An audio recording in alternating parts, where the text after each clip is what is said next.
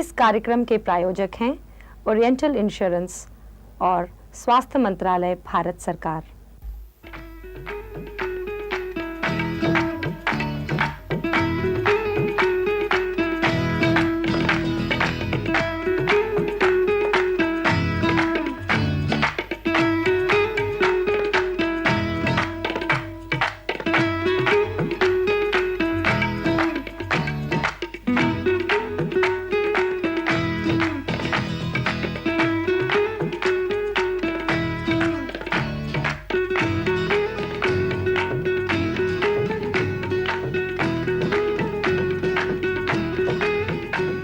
नमस्कार। भरपूर मनोरंजन और ढेरों जानकारी लिए हम हाजिर हैं। कहते हैं जानकारी जान हमारी, हमसे पूछिए तो जानकारी जान से भी प्यारी। अब खेती बाड़ी को ही लीजिए। प्रयोगशाला की चार दीवारी में हमारे कृषि वैज्ञानिक जो कुछ भी शोध कार्य करते हैं वो तब तक बेकार हैं जब तक कि वे उसके प्रयोग करने वालों यानी कि आप तक ना पहुँचे। यही तो है कृषि प्रसार तंत्र। आप तक कृषि संबंधी जानकारी पहुंचाने के लिए देश में भला क्या इंतजाम है, आइए जानें। आज हमारे पास खाद्यान्नों में आत्मनिर्भरता है। हरित क्रांति, श्वेत क्रांति, पीली क्रांति, नीली क्रांति आई हैं और नई तकनीकी को किसानों तक पहुंचाने के लिए हमारे भारतीय कृषि अनुसंधान परिषद के इंस्टीट्यूशंस ने और जितने भी स्टेट की एग्रीकल्चरल यूनिवर्सिटीज़ हैं, सभी कृषि विश्वविद्यालयों ने काफ़ी अच्छा कार्य किया है। एक जो खास काम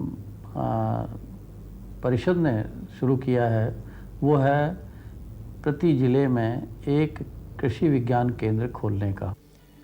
कृषि विज्ञान केंद्र देश के उन सभी ऐसे जिलों में स्थापित किए जा रहे हैं जो कृषि बहुल हैं।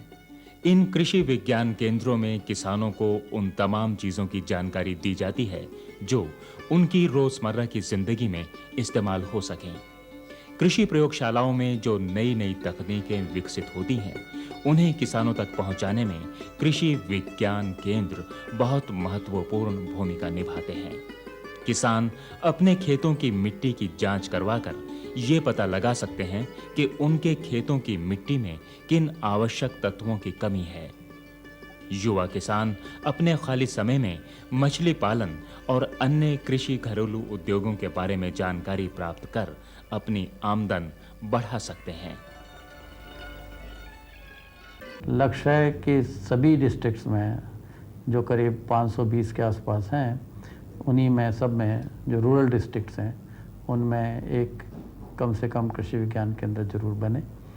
तो इसका योगदान भी हमें प्लानिंग कमीशन से मिल रहा है और आशा है कि शीघ्र ही ये संभव हो सकेगा।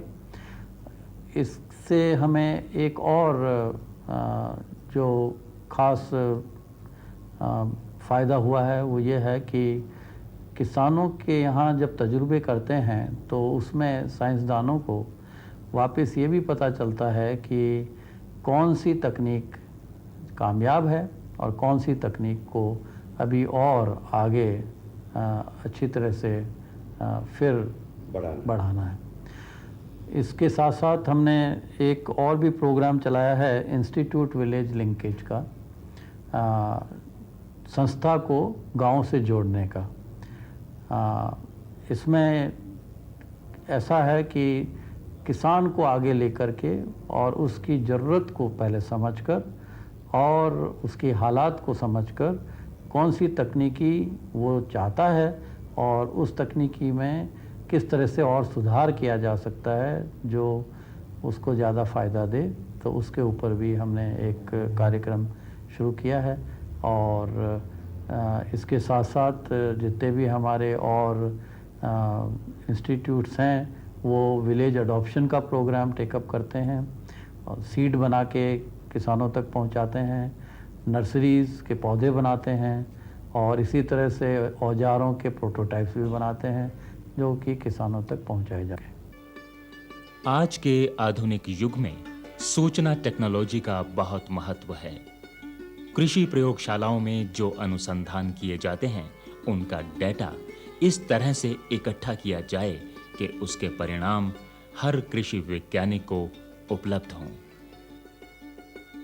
फॉर्मेशन को नॉलेज में बदलने के लिए ये आवश्यक है कि हम हर कृषि विज्ञान केंद्र को और हर यूनिवर्सिटी को और हर इंस्टीट्यूट को आपस में जोड़ें, ताकि स्वयं वहाँ बैठे हुए डिस्ट्रिक्ट में नई से नई तकनीक या नई से नई खबर जो भी इंफॉर्मेशन है वो उन तक पहुँच सके।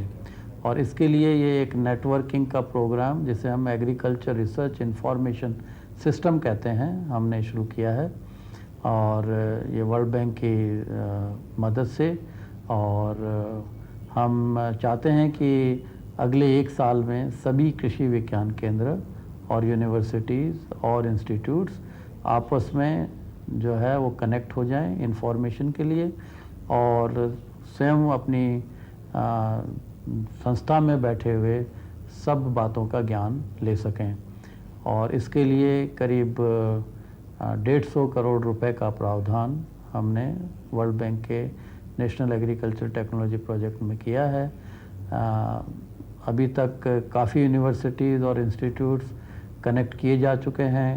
इंटरनेट कनेक्टिविटी के लिए हमारा प्रयास है, और ईमेल कनेक्टिविटी सबकी हो गई है। तो स्वयं कहीं भी बैठे हुए अब आप इस तरह का जो है वो आदान प्रदान इंफॉर्मेशन का कर सकते हैं। मैं समझता हूँ कि ये दूरदर्शन की तरफ से जो धरती का आंचल एक नया प्रोग्राम शुरू किया जा रहा है, ये एक बहुत अच्छी शुरुआत है।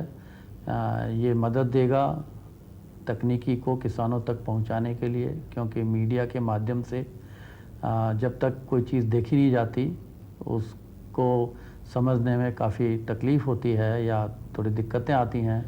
और यही कारण है कि अब टीवी का, दूरदर्शन का एक बहुत ही बड़ा योगदान है, और जो डेमोन्स्ट्रेशंस हम हर किसान के खेत पे नहीं लगा सकते, वो सारी बातें हम किसानों तक पहुंचा सकते हैं और उनको समझा सकते हैं। और इस प्रोग्राम के लिए मैं अपनी तरफ से जो है वो खूब खूब शुभकामनाएं देता हूँ।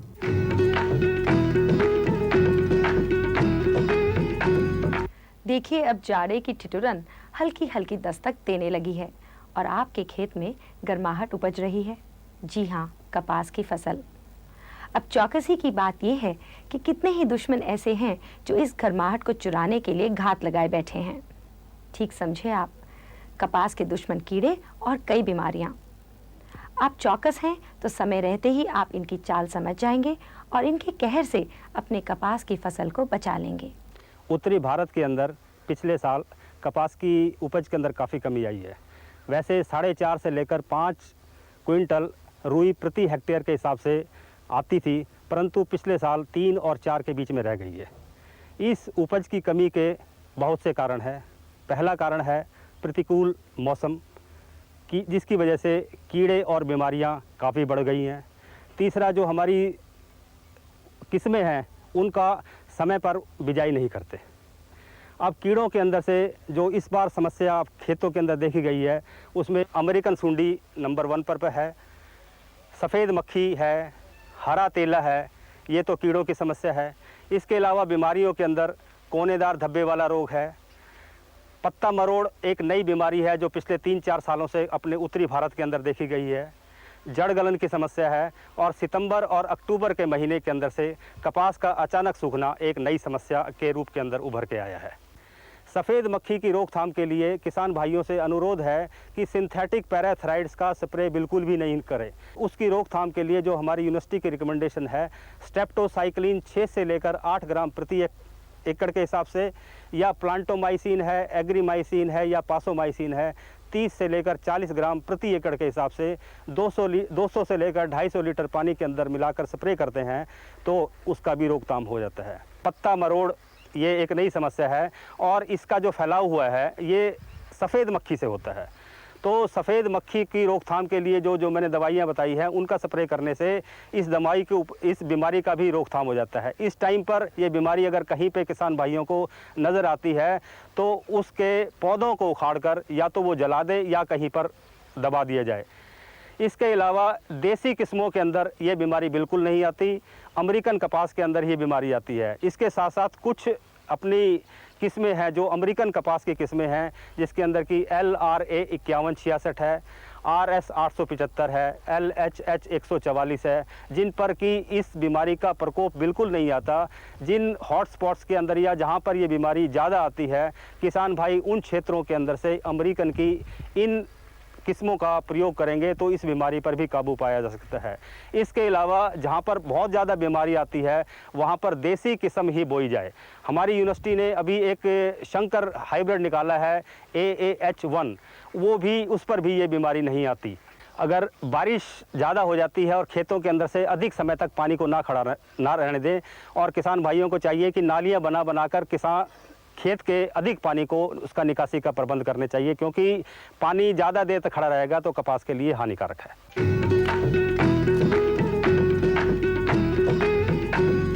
साथी हाथ बटाना, एक अकेला थक जाएगा मिलकर बोझ उठाना।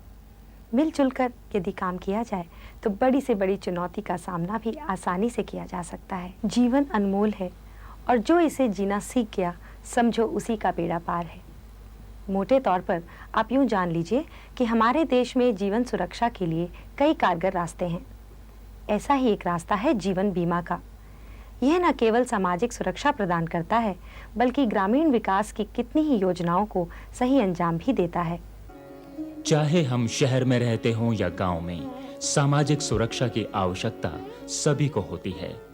हमारे आड़े वक्तों में भारतीय जीवन बीमा निगम ने एक अत्यंत महत्वपूर्ण भूमिका निभाई है, जिसने हाल में अपने 42 कार्य वर्ष पूरे किए हैं। 1956 के बाद से जीवन बीमा की सुविधा देश के आम आदमी तक पहुंचने में कारगर हुई। ईश्वर ना करे आदमी पर कभी कोई विपत्ति आ जाए या किसान की फसल आग की लपटों में ध्वस्त हो जाए। ऐसे में जीवन बीमा की सहायता आशा की किरण की तरह हमारे सामने आती है। जीवन बीमा निगम ने पिछले 42 वर्षों में एक बहुत लंबा सफर तय किया है। 97-98 में निगम ने 63,617 करोड़ बीमा धन का बिजनेस 1 करोड़ 33 लाख पॉलिसियों पर करके एक नया कीर्तिमान स्थापित किया। आज निगम के पास 9 करोड़ संतुष्ट पॉलिसीधारक हैं। निगम अब तक 1 लाख करोड़ रुपया का निवेश सरकार के विभिन्न सामाजिक योजनाओं जैसे बिजली, पानी एवं गृह निर्माण तथा परिवहन में कर चुका है, जिसमें 56,000 करोड़ का निवेश केवल 8वीं पंचवर्षीय योजना में किया गया है। निगम का लाइफ फंड भी पहली बार 1 लाख करोड़ रुपया से ऊपर है, जो अपने आप में एक बहुत बड़ी उपलब्धि है। निगम ने वर्ष 97-98 में करीब 56 लाख दावेदारों के 7,000 करोड़ रुपया का भुगतान किया, जो प्रतिदिन 20 करोड़ के आसपास आता है।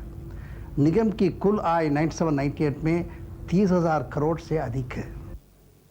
भारतीय जीवन बीमा निगम के उत्तर क्षेत्र की जनसंख्या 10.5 करोड़ है, जिसमें बीमा योग्य व्यक्ति 2.5 करोड़ हैं। वर्ष 97-98 में उत्तर क्षेत्र ने कई नए आयाम स्थापित किए हैं। प्रथम प्रीमियम आय में उत्तर क्षेत्र पूरे भारतवर्ष में प्रथम स्थान पर रहा एवं नव व्यवसाय के हर क्षेत्र में बजट से अधिक कार्य कर मॉडल जोन के रूप में अपनी पहचान बनाई। जीवन बीमा की सुविधा केवल शहरी क्षेत्रों तक सीमित नहीं है, बल्कि ग्रामीण क्षेत्रों में ये जागरूकता बड़ी तेजी से बढ़ रही है और वहां भी पॉलिसी धारकों की संख्या दिन ब दिन बढ़ती जा रही है। निगम ने शहरी लोगों के साथ साथ ग्रामीण लोगों के लिए भी विभिन्न बीमा योजना बनाई हैं, जिसका प्रत्यक्ष प्रमाण है कि निगम की 51% पॉलिसियाँ ग्रामीण क्षेत्रों से हैं। ग्रामीण लोगों के लिए निगम ने विशेष रूप से नई जनरक्षा पॉलिसी बनाई, जिसके तहत यदि 3 वर्ष तक प्रीमियम भुगतान नहीं किया गया हो तो भी रिस्क कवर रहता है। इसके अलावा निगम की विभिन्न सामाजिक सुरक्षा योजनाएं भी विशेष तौर से ग्रामीण लोगों के लिए बनाई गई हैं, जो निःशुल्क हैं जैसे भूमिहीन खेती हर मजदूर, समूह बीमा योजना एवं एकीकृत ग्रामीण विकास कार्यक्रम समूह बीमा योजना। गत वर्ष दूर दराज के पहाड़ी क्षेत्रों की महिलाओं के लिए भी एक विशेष बीमा सुरक्षा योजना लागू की गई है। बीमा सुरक्षा के साथ साथ निगम ने गत वर्ष स्वतंत्रता की 50वीं वर्षगांठ पर देश भर के करीब 100 गांवों में हैंडपंप लगवाए, कुएं खुदवाए तथा स्वास्थ्य केंद्र का निर्माण कराया। इस प्रकार निगम ने ग्रामीण जनता की आवश्यकताओं को ध्यान में रखते हुए उनके अनुरूप कम प्रीमियम या निःशुल्क बीमा सुरक्षा योजनाएं बनाई हैं।